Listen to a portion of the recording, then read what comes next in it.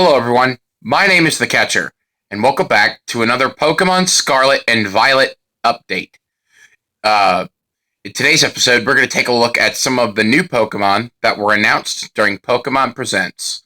So if you guys are excited, make sure to click like, comment, and subscribe. We are inching ever so closely to 170 subs. Let's see if we can get there. Let's start out with the three these three Pokemon that all have a new ability called Toxic Chain, which boosts, which causes poison if to the opponent if they come in contact. So it's kind of like Poison Point, Poison Touch, somewhere around that range. So I would guess Poison Psychic, Poison Dark, and then Poison and Flying for these three. That's my best guess. And then, of course, we have the Candy Apple Pokemon and a alternate evolution of Applin, which is Diplin, the Candy Apple Pokemon. It has two new abilities, Super Sweet Syrup and Gluttony. Gluttony, of course, activating a berry almost immediately after taking, I think, 50% damage. I could be wrong. Anyways, let's take a look at it.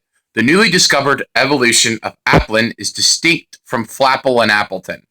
The head sticking out seems to belong to one of the two separate creatures, while the tail belongs to the other. Both creatures help each other out from within their shared apple. Diplin coat their apples in syrup while produced within their bodies. The layers of fragrant syrup beguiles opponents. It is a grass dragon type, which I think is pretty cool that they're giving new evolutions to Pokemon who kind of needed them. I mean, granted, Flapple and Appleton probably didn't need another new form, but it is kind of cool. Now let's take a look at Archaludon, which is the evolution of Duraludon, the Alloy Pokemon. Obviously, it's a Steel Dragon type with the abilities of either Stamina, which when physically attacked causes a defense raise, or Sturdy, where it can survive any one attack with and not do a one-hit KO. So, when in trouble, Archaludon extends its normally bent torso, trading some of its mobility for a more stable center of gravity. While it's like this, the Pokemon resembles a magnificent steel bridge. Terminals at the ends of its limbs gather and store static electricity, which Archaludon can use to fire a powerful beam made up of electric energy not normally generated within its body. Archaludon can gather static electricity more easily during storms and other inclement weather, allowing itself to fire off its beam faster than usual. For those who don't know, Duraludon was meant to be in Generation 8.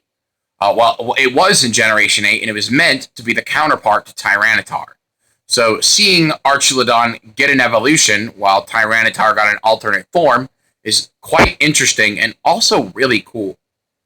And now we have the two Paradox Pokemon of the Teal Mask, which are Raging Bolt, and which is the new Paradox form of Raikou. Now, for those who don't know, Suicune also got a new Paradox form, as well as Virizion, Iron Leaves, and